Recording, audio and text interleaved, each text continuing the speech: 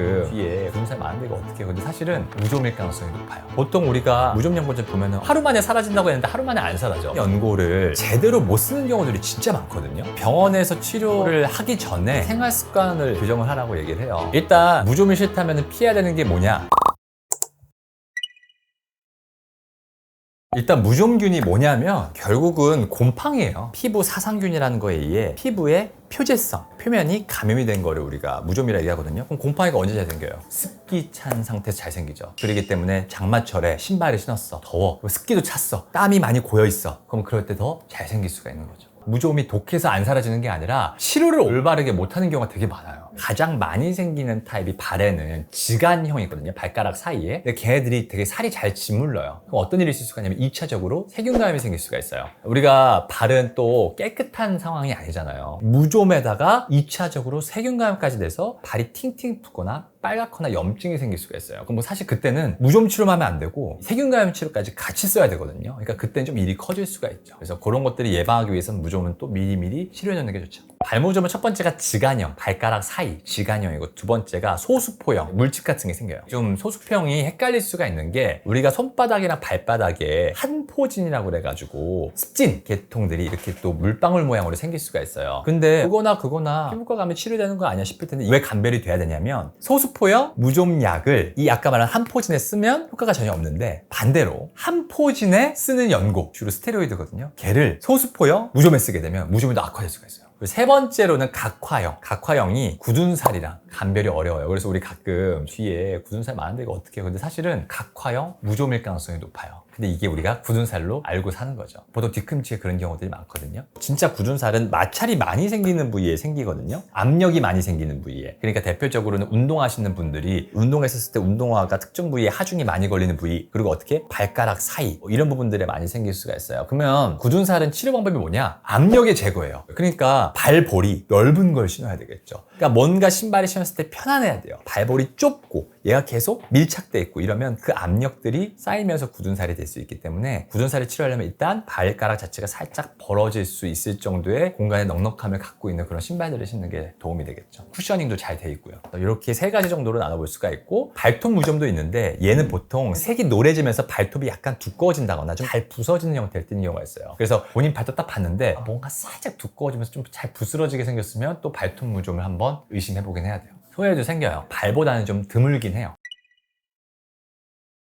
무좀 치료에는 이제 바르는 연고도 있고 먹는 약도 있고 뭐 레이저 치료도 있는데요. 아까 발무좀 중에서 지간형, 소수포형 얘들은 사실 첫 번째 치료는 바르는 연고긴 해요. 근데 아까 말했던 굳은 살이랑 헷갈린다는 이 각화형은 바르는 연고가 잘 안 들어요. 당연하겠죠. 왜? 살이 엄청 두꺼워져 있으니까 단단하게 바르는 연고를 발라도 흡수가 안 되는 거예요. 그래서 사실 이런 각화형일 때는 먹는 약을 좀 써주는 게 좋죠. 그리고 이제 발톱 무좀 같은 경우에도 사실 바르는 게 있긴 있는데 먹는 약을 쓰는 경우들이 좀 많긴 하고 근데 먹는 약이 제가 조금 이따 설명했지만 조금 간독성이 다들 있어요. 그래서 그런 경우에는 이제 레이저 치료를 좀 해볼 수가 있어요. 자, 이제 바르는 연고를 제가 조금 설명을 드리고 싶은데 바르는 연고를 제대로 못 쓰는 경우들이 진짜 많거든요. 보통 우리가 무좀 연고제 보면은 하루에 2번만 바르고 마는 경우가 있는데 사실 원칙은요. 발이 완전히 깨끗이 씻고 건조한 상태에서 연고를 바르고 연고가 그대로 사실 흡수가 될 수 있는 환경이 만들어져야 되는데 우리 보통 어떻게 하죠? 연고 바르고 바로 걸어 다닌다거나 바로 화장실 가서 일 보다거나 그래서 다 씻겨 내려가요. 대표적으로 이제 라미실 원스. 이상하잖아요. 하루 만에 사라진다고 했는데 하루 만에 안 사라져. 근데 그게 실제로 정의가 뭐냐면 한 통을 발 전체에 발이 깨끗이 닦여 있는 상태에서 한 통을 다 바르고 걔가 심지어 한 24시간 동안 이 건조된 상태에서 연고가 발라진 상태가 유지가 됐었을 때 무좀균을 사멸시킬 수 있다. 이렇게 임상 실험을 한 게 바로 이 하루에 사라지게 되는 이 약인데 우리가 누가 그렇게 바르고 있어요? 제가 보통 하루에 2번 바르는데 바른 다음에 그 사이사이에도 그냥 추가적으로 발라줘도 좋아요. 그리고 또 하나 이 바르는 약일 때 실수를 많이 하는 이유가 뭐냐면 다 난 거 같아도 2, 3주는 더 발라줘야 돼요. 이게 되게 중요 포인트거든요. 왜냐면 무좀균이 사라져도 무좀균이 형성한 포자가 거기에 남아있을 수가 있어요.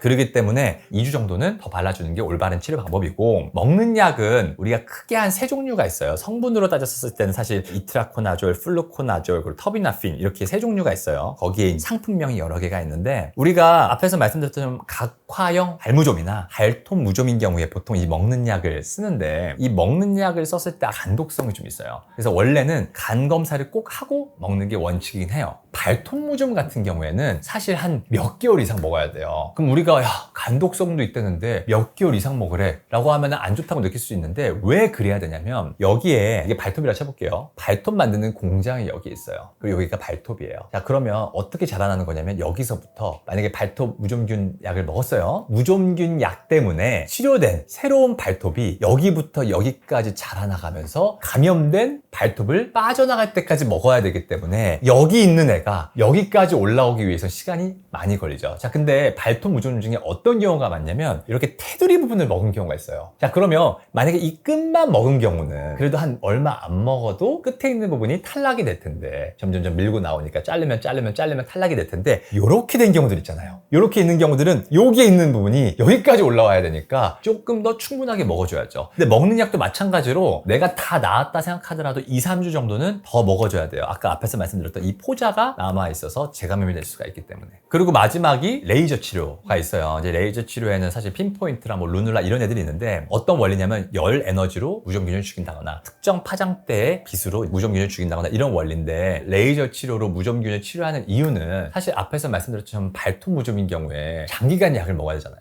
근데 뭐 간 수치가 안 좋다거나 간질환이 있다거나 아니면 임산부거나 여러 가지 이유로 내가 약을 복용하기 어려운 경우들이 있단 말이에요. 그런 경우들은 우리가 레이저 치료를 해요. 하면 절대 안 돼요. 우리 무좀에도 그런 경우들 많잖아요. 식초 담그면 좋아진다. 근데 아까 뭐라 그랬죠? 무좀이 있으면 살이 짓무르는 경우가 많다고 그랬죠. 그러니까 피부 표면에 아무것도 안 묻어 있더라도 표면에 있는 상재균 때문에라도 감염이 될 수가 있어요. 근데 우리가 거기다 대고 뭔가 자극성이 있는 야 이거 무좀균이니까 아니면 뭐 사막이니까 얘를 뭐 때려잡으려고 뭔가 강한 걸 써야 돼 해서 자극성이 있는 물질을 우리가 담그거나 하게 되면은 안 그래도 피부 표면이 약해져 있는데 그 부위에 2차적인 세균 감염이 되면서 진단이 진짜 애매해질 수가 있어요. 원래는 무좀약만 바르면 치료가 되는 사람이었는데 이게 세균 감염이 되면서 막 항생제까지 같이 치료해야 되는 이런 좀 복잡한 일이 생길 수가 있죠. 일단 무좀이 싫다면 피해야 되는 게 뭐냐? 첫 번째로는 발수건을 공유해서 쓰지 않는다. 우리가 왜냐면 아까 말씀드렸다시피 코로나처럼 그렇게 뭐 전염력이 있는 건 알지만 반복적으로 접촉이 되게 되면 옮아요. 대표적으로 슬리퍼. 아빠가 무좀 있어. 아빠 슬리퍼를 자꾸 쓰다 보면은 무좀균이 옮을 수가 있기 때문에 발수건이나 슬리퍼 같은 것들은 좀 피해주는 게 좋고요. 그리고 우리가 목욕탕이나 아니면 집에서도 이 발 매트 있죠. 무좀균 옮기가 좋아요. 왜냐면은 지저분해지더라도 눈에 잘 안 보이게 되죠. 그리고 또 하나가 발에 물기가 그쪽에서 닦잖아요, 우리가. 그러니까 어때요? 습하죠. 그 부위에 무좀균들이 있다가 옮기기 딱 좋죠. 그렇기 때문에 발매트 같은 것들도 좀 피해주는 게 좋겠죠. 그리고 세 번째가 발 뒤꿈치에 각질 있는 분들, 매번 이렇게 사포로 미는 분들 있잖아요. 목욕탕에도 계신데 아까 얘기했지만 굳은 살이 아니라 뒤꿈치에 그게 모일 수 있다? 각화형 무좀일 가능성이 높기 때문에 그렇게 깎아내면서 얘네들의 가루들이 날리거나 남아있으면 가족 구성원들이 옮거나 이럴 수가 있는 거예요. 그래서 그런 것들도 피하는 게 좋죠. 사포로 사람들이 미는 이유가 양말 신을 때는 이렇게 자꾸 갈라지고 걸리고 막 이러기 때문에 사실 미는 거거든요. 그래서 일단 첫 번째로 해볼 수 있는 건 각질 연화제를 좀 많이 발라야 돼요. 사실 각질 연화제를 열심히 써보신 분들 아는데 생각보다 효과가 좀 없다라고 느낄 수가 있어요. 그렇게 효력이 세진 않은데 아무튼 각질 연화제를 그래도 좀 꾸준히 발라줘서 살을 좀 부들부들하게 만들어 놔야지 우리가 뭐 바르는 연고를 쓰더라도 흡수가 될 거 아닙니까? 그래서 개인적으로는 각질 연화제를 좀 충분하게 자주 발라주고 그 상태에서 먹는 약을 쓰는 게 도움이 될 수가 있겠죠. 그래서 사실 병원에서는 무좀 치료할 때 어떤 경우도 있냐면 거기를 칼로 트리밍, 깎아내는 거. 그건 이제 저희가 해야지 개인적으로 본인이 뜯어내거나 이러면 안 돼요. 깎아내다가 상처가 생겼어. 그거 세균 감염 이러면서 안 나을 수가 있기 때문에 집에서 본인이 스스로 칼로 이렇게 깎지 마시고 발 무좀 형태 중에서 뭐가 제일 흔하다고 그랬죠? 사실 지간형이 제일 흔해요. 근데 지간형이 특히 4번째와 5번째 발가락 사이가 잘 생기거든요. 그 이유가 뭐냐면 우리가 신발을 신을 때 얘네 두 개는 되게 붙어있는 경우가 많아요. 그러니까 땀이 잘 차죠. 그렇기 때문에 발가락 양말은 그런 데 의의가 있는 거예요. 뭐냐면 발가락과 발가락 사이를 떨어뜨려 놓는 거예요. 그렇기 때문에 안쪽에서 습기가 차서 고여있지 않게, 그리고 또 설령 한쪽이 감염되더라도 다른 쪽으로 감염이 되지 않게 벌어지게 하는 효과들이 있고, 또한 우리가 연고를 발랐을 때도 아까 말씀드렸다시피 연고 바르고 그냥 통양말에 신어버린다거나 이런 경우에는 얘네들이 걸으면서 약물 자체들이 땀에도 막 섞이면서 희석이 되거나 다른 데 묻거나 할 수 있는데, 발가락 양말을 아예 딱 신어버리면 우리가 피부 밀봉요법이라 얘기하거든요. 연고를 발랐을 때 흡수율을 높이려면 그 위에 바로 뭔가를 덮으면 흡수율이 높아지게 돼요. 자, 그렇기 때문에 발가락 양말을 연고를 바르고 바로 신게 되면 여기에 무좀 약의 흡수율을 좀 높일 수가 있겠죠. 그렇기 때문에 그런 면에서도 발가락 양말 쓰는 게 무좀 환자들한테는 나쁘지 않습니다. 내성 발톱은 여러 가지 이유로 발톱 자체가 이렇게 안쪽으로 말려지게 생기는 거예요. 근데 사실은 발볼이 좁은 신발이 신다 보면은 발톱 만드는 공장 자체에서 발톱이 이렇게 휘어지게 나오는 경우도 있고, 아무튼 이런 여러 가지 이유로 발톱이 안쪽으로 이렇게 휘게 되죠. 그럼 어떻게 될까요? 살을 이렇게 끝이 파고 들어가게 돼요. 내성 발톱이 문제인 경우가 뭐냐면 일단 통증이고요. 얘 때문에 생기는 2차적인 세균감이 생기면서 이 발톱 주변이 굉장히 아프게 돼요. 붓고. 그렇기 때문에 내성 발톱은 일단 첫 번째로는 발톱을 무조건 짧게 자르면 안 돼요. 우리가 당장 얘가 찌르니까 얘를 좀 어떻게 하려고 또 자르고 이런 경우가 있는데, 실제로는 어느 정도 길러서 휘는 부분이 입 찌르는 부분 바깥에서 휠 수 있게. 그러니까 보통 그래서 우리가 일자 형태로 자르라고 얘기를 해요. 이렇게 바짝 안쪽으로 자르는 게 아니라 이렇게 조금 튀어나와서 일자 형태가 될 수 있게. 그렇게 하라고 얘기를 하죠. 병원에서 치료를 하기 전에 생활 습관을 교정을 하라고 얘기를 해요. 그러면은 첫 번째로는 이 발톱 자라는 부분들이 계속 압력이 가해져서 휘게 되니까 발볼이 좀 넓은 편안한 신발을 신으라고 첫 번째 얘기하고요. 두 번째 같은 경우에는 치실 방법을 저는 많이 써요. 우리 이에 낄 때 치실이 굉장히 생각보다 탄성도가 높아요. 그러니까 찌르는 부분이 있죠. 그러면 치실을요, 요 찌르는 부분에다가 이렇게 걸어 놓는 거예요. 그럼 당연히 양말 신고 좀 돌아다니다 보면 빠지겠죠. 빠지면 또 걸어놓는 거예요. 왜 그러냐면 이 누르는 부분들이 살짝 살에서 직접 안 누르고 떠 있을 수 있게 하는 거예요. 근데 그렇게 가느다라면서 어느 정도 탄성을 갖추면서 굉장히 크기가 작은 것들은 또 치실 만한 게 없어요. 그래서 제가 항상 저는 치실 방법을 많이 써요. 생활 습관으로. 그래서 찌르는 부분에다가 치실을 커팅을 한 다음에 그거를 껴놔라. 그리고 또 하나 해볼 수 있는 게 테이핑 방법인데, 논문에서도 많이 소개된 방법이지만, 자 예를 들어 지금 이 부위가 내성 발톱으로 계속 파고 들어가서 통증이 있어. 그러면 이런 식의 테이프를요 이렇게 해놓은 상태에서 이 살이 찌르는 부분이 이렇게 당겨질 수 있게 하는 거예요. 그러면 테이핑을 할 때 이런 식으로 해서 이런 식으로 당겨 놓는 거예요. 이해되세요? 살이 이런 식으로 당겨질 수 있게. 발이라고 치면은 발톱이 이렇게 있으면 여기가 찌르고 있으면 여기서부터 이런 식으로 감아줘서 얘가 살이 이렇게 당겨질 수 있게. 그래서 세 번째는 테이핑 방법. 이 정도를 먼저 권장을 좀 드리고요.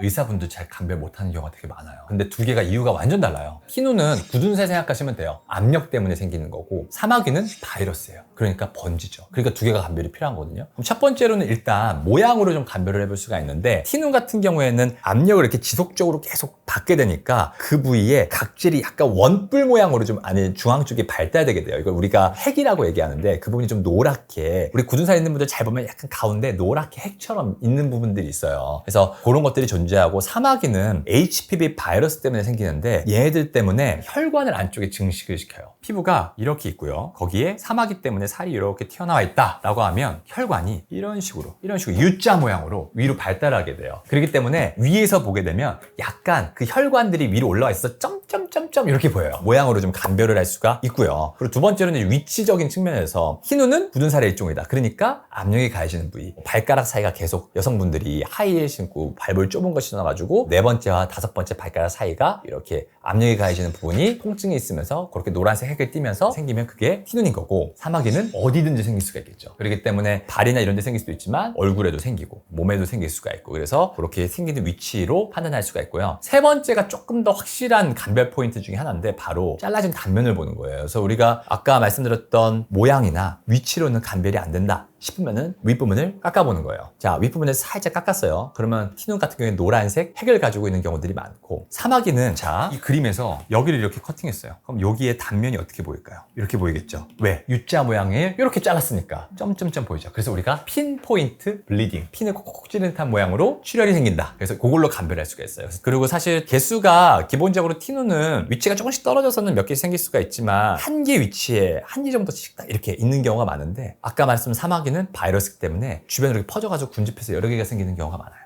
사마귀를 바르는 거는 어떤 게 있냐면, 살리실산이라고 하는 어떤 각질 제거를 시키는 물질을 좀 베이스로 써요. 그래서 살리실산은 보통 이제 두꺼워진 이러한 사마귀 병변부를 좀 녹이는 역할을 좀 해주거든요. 티눈 같은 경우에 보통 바르는 약을 써볼 수가 있는데, 많이 들어봤을 거예요. 티눈 밴드, 뭐 티눈 액, 뭐 베루말 이런 애들이 있는데, 이 중에 사실 제일 많이 쓰는 이 베루말 같은 경우에는 사실 처방전이 좀 필요하긴 해요. 근데 이 베루말이 아까 말씀드렸던 이 살리실산과 같은 각질 제거제에다가 5FU라고 하는 성분들이 좀 포함이 돼 있어서 좀 효과적인데, 우리가 정확하게 사실 쓰려면 그것도 그냥 바르기보다는 약간 그 사마귀 있는 부분에 살이 살짝 불려서 조금 야들야들하게 만들어 놓고, 그 다음에 손톱깎이 같은 걸로 살짝 뜯어낸 다음에 이 연고를 말랐었을 때는 조금 더 효과가 있을 수가 있겠죠. 제가 항상 강조드리는 게 뭐냐면 피부과에서 어떠한 치료를 하더라도 치료와 치료 사이의 간격 동안 일상생활 속에서 올바른 생활 루틴이 이루어지지 않는다면 사실 치료는 무의미할 수 있어요. 점세포도 점의 밀도를 줄였는데 새로운 자외선에 의해서 색소가 합성되는 걸 억제시키지 못한다면 다시 증가가 되는 거예요. 내가 70번 넘게 토닝하더라도 색소가 증가될 수가 있는 거고, 여드름도 마찬가지예요. 여드름도 내가 열심히 피부과 가서 치료를 하는데도 피지가 막힐 만한 행동을 한다거나 클렌징이 똑바로 안 되면은 문제가 될 수가 있겠죠. 그래서 집에서 어떤 생활 루틴, 피부의 올바른 루틴이 되게 중요하다. 이걸 좀 마지막으로 말씀드리고 싶네요.